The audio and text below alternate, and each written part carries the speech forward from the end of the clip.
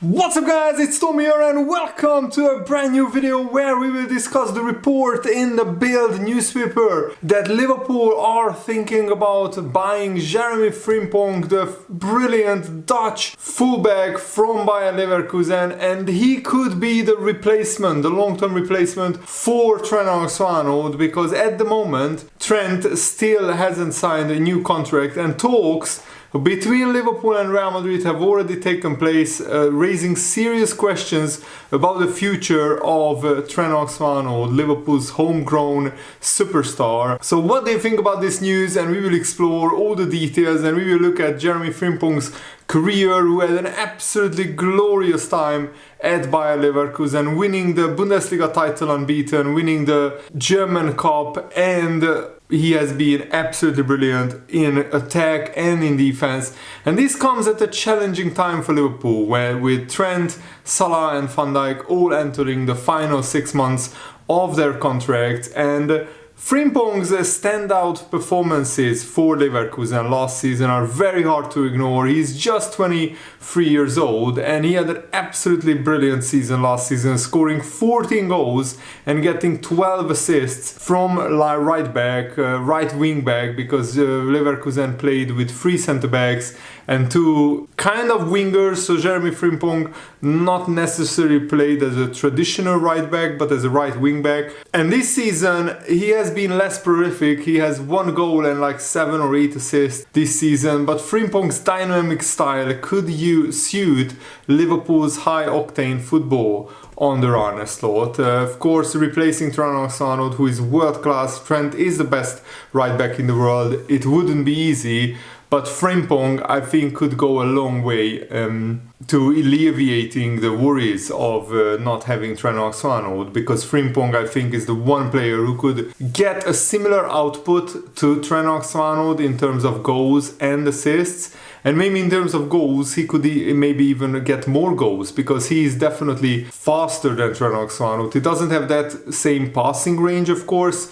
No, nobody has Trent's passing range, but he's faster than Trent Alexander-Arnold and he has better finishing, and he's 2 years younger than Trent Alexander-Arnold. So if Trent Alexander-Arnold is asking for 350, 400,000 pounds per week, I can see a world where Liverpool say, you know what, you can go to Real Madrid, we get in Frimpong for like 40 million pounds and we give him 100k weekly wages for starters. That will be even higher than what he's earning at Leverkusen, and then gradually we can increase his wages. But long term, on a 5-year contract, Liverpool would save a lot of money getting Frimpong. Since taking over from Jurgen Klopp, Arne Slot has showcased his ability to adapt and to rebuild, and his focus on aggressive attacking football shows that it would suit Frimpong's strengths, who is also a very aggressive attacking right back. But I think Liverpool absolutely have to make sure that we retain at least 2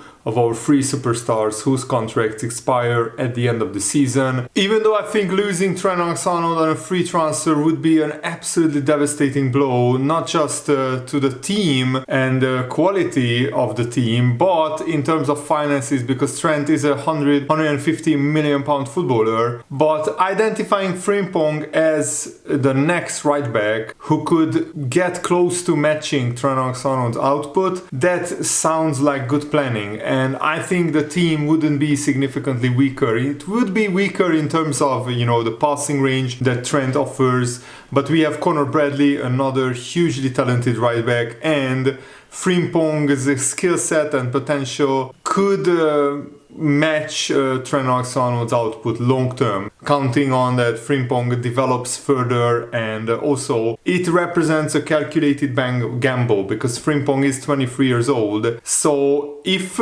Trent really wants to leave for Real Madrid, then we don't want him to stay. We only want players who are absolutely desperate to play for Liverpool. And maybe Trent thinks, after winning everything at Liverpool at 25 years old, it's time for the next chapter. But last night showed that Real Real Madrid are not the perfect club. They have, peaks and valleys, just like any other club. And maybe this next era, hopefully, will be Liverpool's era and not Real Madrid's era. Real Madrid will always win the Spanish league title once every 2 or 3 years. But in the Champions League, who knows what Real Madrid will do? We shall wait and see. But, Frimpong's attacking numbers last season were absolutely exceptional, and 2 seasons ago as well, which we will look at. Arne Slot's ability to get the best out of players could make Frimpong an even more dangerous asset in Liverpool's armory, and he still has room to grow at 23 years old, and he's Dutch just like Arne Slot, so they would have already a very good relationship, and no communication problems, and Liverpool already have Gakpo, Van Dijk and Gravenberch, 3 Dutch players as well. Fans will also appreciate Liverpool's forward-thinking strategy. Planning for potential departures shows ambition and determination to stay competitive. Of course, there are concerns, there are questions. Can Jeremy Frimpong replicate his Bundesliga form in the Premier League? Maybe playing in a slightly different position, because he is not going to play a flying winger in the right wing back position, but he will play as a right back who has to defend a lot as well. Would he adjust to Liverpool's unique tactical demands? While Trent Alexander-Arnold's departure would leave a void, of course, fans can take heart in Arne Slot's managerial prowess and also Liverpool's resilience, because Liverpool still have a very, very strong squad. And Frimpong is not just Dutch, he has Ghanaian heritage as well.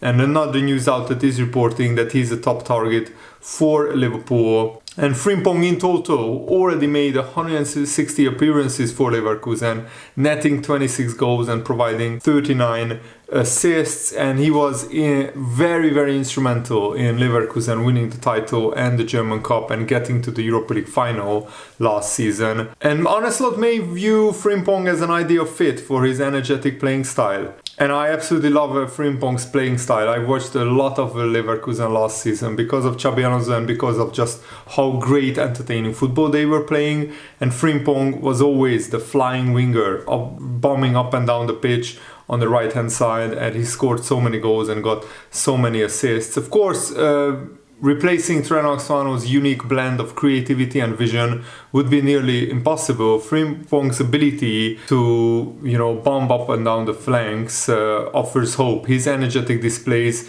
could provide actually a new dimension to Arne Slot's Liverpool side, because with Salah slowing down, we would need a lightning fast player on the right wing who can maybe overlap Salah sometimes when that is required, and even Salah could sometimes even play in Frimpong, while the defensive midfielder and the right centre back can cover for Frimpong when he bumps forward, and the left back could stay a little bit further back, just like nowadays when Conor Bradley or Trent Alexander is instructed to go forward a lot more, and Robertson or Tsimikas is instructed to stay back a little bit to form a back three. But Liverpool need to get an answer from Trent Alexander-Arnold sooner or later, because this link, Frimpong being linked to Liverpool, suggests a proactive approach, and maybe Liverpool are just planning for the future in case Trent ultimately decides not to sign a new contract at Liverpool, because I'm sure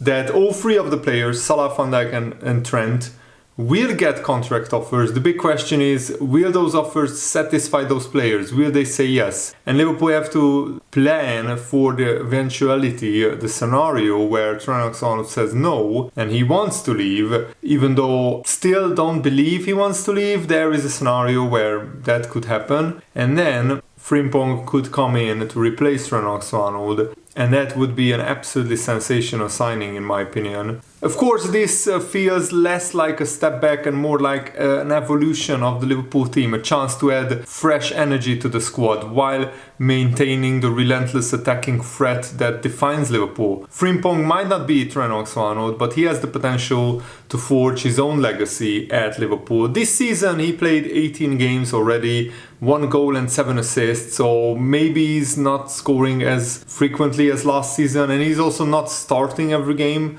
like last season because Leverkusen are exploring other players at the right wing back position. But last season he had his best season in his career, 14 goals and 12 assists in 47 games. He was absolutely instrumental in Leverkusen winning the Bundesliga, the DFB Pokal, and getting to the final of the Europa League. And 2 seasons ago he also had a brilliant season, scoring 9 goals and getting 11 assists in 48 games. And he's not an injury-prone player, which is also very, very good. He was almost always available for Bayer Leverkusen. So let me know, how would you see this scenario? If Trent leaves, do you think Frimpong would be a perfect, adequate replacement? I think so. And I think out of the 3 players, replacing Trent Alexander-Arnold would be like the easiest on paper, because if Jeremy Frimpong comes in, we have almost a like-for-like replacement in terms of attacking output. I think Frimpong could match or maybe even surpass Trent Alexander-Arnold's attacking output, because he is faster, as I said, and maybe going forward not as good in passing, but definitely better in his pace and his finishing ability. Defensively, who knows how good Frimpong is, because Leverkusen play in a different system, so it's pretty hard to judge. The Frimpong doesn't have as much defensive responsibilities as the right back at Liverpool does, whether it's be Conor Bradley or Trent Alexander-Arnold. So let me know your thoughts down below, and let's talk about the analysis of the injuries to Conor Bradley and Konate. I'm making this video before Arne Slot's press conference today, so I don't know what he said about the injuries. Hopefully it's not serious, but there will be scans needed on Conor Bradley, because he was holding his hamstring, and hamstring injuries usually don't heal in 3 days. Usually they take at least 2 weeks, maybe 3 weeks.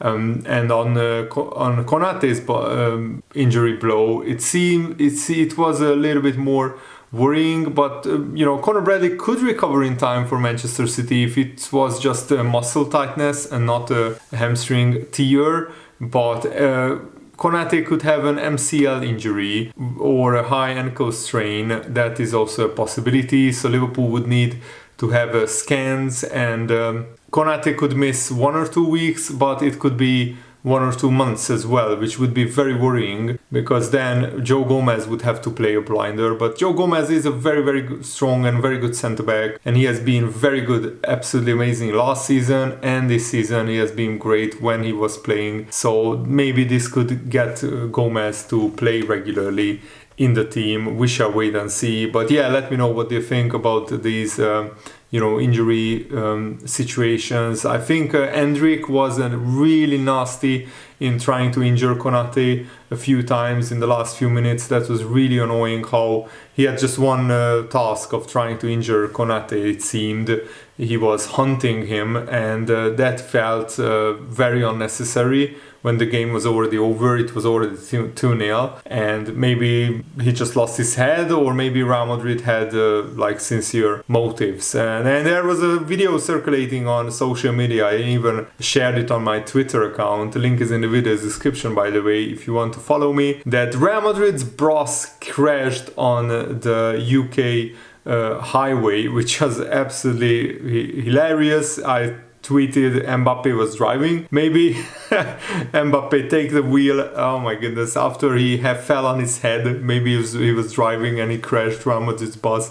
I've just found that post absolutely hilarious. Somebody filmed the Real Madrid bus crashing into a lorry or some kind of truck on the highway, or motorway as they say it in the UK. So yeah, that was absolutely hilarious. I just wanted to mention that. I hope that you guys enjoyed this video. Thanks for watching. Have a nice day. See you later. Goodbye.